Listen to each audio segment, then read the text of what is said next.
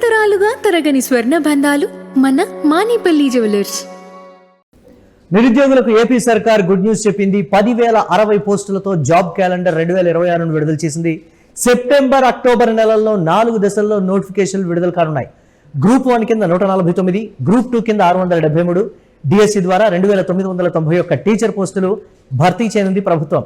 Police, fire, జైళ్లు, అటవీ, పశు సంవర్ధక, excise, engineering, విద్యుత్ తదితర శాఖల్లో పోస్టులు భర్తీ కానున్నాయి. అభ్యర్థులు ఇప్పటి నుంచే సన్నద్ధం కావాలని కూడా సూచిస్తూ ఉన్నారు. దీనికి సంబంధించి మరిన్ని అప్డేట్స్ మా కరెస్పాండెంట్ వెంకట్ అందిస్తారు. వెంకట్, కొలువుల జాతర రాబోతోంది ఆంధ్రప్రదేశ్లో అని అంటే ప్రభుత్వం నుంచి వస్తున్నటువంటి సమాచారం. అలాగే స్థానిక సంస్థల ఎన్నికల కన్నా ముందే ఇదంతా కూడా జరిగిపోవాలి, నోటిఫికేషన్ విడుదలవ్వాలి, అది ఖచ్చితంగా రిఫ్లెక్ట్ అవ్వాలనేటువంటి ఒక ఒపీనియన్తోనే ఆంధ్రప్రదేశ్ ప్రభుత్వం ఈ కీలక నిర్ణయం తీసుకుందనేటువంటి మాట. వస్తున్నటువంటి విమర్శలకి ఎంతో కొంత చెక్ పెట్టచ్చు అనేటువంటి ఒక ఆలోచనలో ప్రభుత్వం తెలుస్తోంది. ఎలా చూడాలంటారు దాన్ని? స్థానిక సంస్థల ఎన్నికలకు ముందు ఏదైతే ఈ జాబ్ క్యాలెండర్ కి సంబంధించిన అంశం ఉందో ఖచ్చితంగా ఇది అంటే మనం ఎలక్షన్ స్టంట్ గాను చూడొచ్చు, లేదంటే ఇంకో రకంగా కూడా ఇది చూసేటువంటి అవకాశం ఉంది.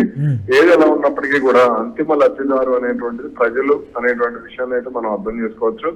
ఏది ఎలా ఉన్నప్పటికీ కూడా ఈ అంశంలో కొంత అంటే రాష్ట్ర ప్రభుత్వం దూకుడు ప్రదర్శించడం మాత్రం అంటే అభినందించదగిన విషయంగా చెప్పుకోవచ్చు. ఎందుకు అంటే డిఎస్సి విషయంలో వస్తున్నటువంటి విమర్శలకు ఆ పెద్ద ఎత్తున అంటే ముఖ్యంగా డిఎస్సి ఉద్యోగాలు నమ్ముకున్నారు, లేదంటే ఫలానా జరిగిందనేటువంటి ఆరోపణలు ఉన్నటువంటి నేపథ్యంలో ఈ అంశం విషయంలో రాష్ట్ర ప్రభుత్వం చాలా జాగ్రత్తగానే ముందుకు వెళ్తోంది అనడానికి కొంత సంకేతంగా చెప్పుకోవచ్చు.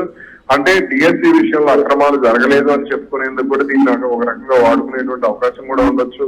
అంటే డిఎస్సి విషయంలో అటు వైసీపీ చేస్తున్నటువంటి ప్రచారం ఏదైతే ఉందో, ముఖ్యంగా క్షేత్రస్థాయిలో జరుగుతున్నటువంటి ప్రచారానికి సంబంధించి కొంత అంటే ముఖ్యంగా అంటే నిరుద్యోగుల్లో తీవ్ర స్థాయిలో వ్యతిరేకత ఉంది అనేటువంటి ఆగ్రహం అంటే సెగ ప్రభుత్వానికి ఏదో ఒక రూపంలో అంటే వాళ్ళు రివ్యూల రూపంలో కానీ లేదంటే ఈ మొత్తం సర్వేల రూపంలో కానీ తెలుసుకున్నారు. అందుకనే దీనికి సంబంధించి ఏకంగా దాదాపు 8,000 పోస్టులకు సంబంధించి రాష్ట్ర ప్రభుత్వం అడుగులు వేస్తోంది అనేటువంటి మాట వినపడుతోంది. ఏది ఎలా ఉన్నప్పటికీ కూడా ఈ అంశంలో మాత్రం అంటే పారదర్శకంగా ఈ సెలక్షన్ లో నిర్వహిస్తే మాత్రం ఖచ్చితంగా అంటే రాష్ట్ర ప్రభుత్వం కాస్త జాగ్రత్తగా వ్యవహరిస్తే మాత్రం ఈ విషయంలో కొంత అంటే సానుకూలంగా ముందుకు వెళ్తే బాగుంటుంది. అంటే ఎక్కడ కూడా విమర్శలు రాకుండా ముఖ్యంగా ఏదైతే స్పోర్ట్స్ కోటాకి సంబంధించి కానీ లేదంటే మరికొన్ని అంశాలకు సంబంధించి కానీ విమర్శలు వచ్చినటువంటి నేపథ్యంలో ఈసారి వాటికి సంబంధించి హారిజంటల్ రిజర్వేషన్ కానీ వర్టికల్ రిజర్వేషన్ కానీ లేదంటే మరికొన్ని అంశాలకు సంబంధించి కాస్త జాగ్రత్తలు తీసుకుంటే మాత్రం ప్రభుత్వానికి కొంత ఇబ్బంది లేకుండా ఉండొచ్చు అనేటువంటిది చెప్పొచ్చు. అంటే వస్తున్నటువంటి విమర్శలు కావచ్చు, లేకపోతే రాబోయే ఎన్నికల కోసమే ఇదంతా కూటమి ప్రభుత్వం చేస్తోంది అనేటువంటి విమర్శలు ఆల్రెడీ స్టార్ట్ అయిపోయినటువంటి పరిస్థితి ఉంది కదా వెంకట. ఏంటి ఈ కోణానికి సంబంధించి నిజంగా ఆ కోణంలోనే చూడాలా, లేకపోతే రాష్ట్ర ప్రజల కోసం ఎన్నికలు కానీ లేకపోతే ఇతరత్ర ఏది కాదు మేము ప్రజల కోసం పనిచేస్తున్నాం అనేటువంటి కోణాన్ని అయితే ప్రొజెక్ట్ చేస్తున్నటువంటి పరిస్థితి ఉంది. ఏంటి ఏ కోణంలో చూడాలంటారు మనం?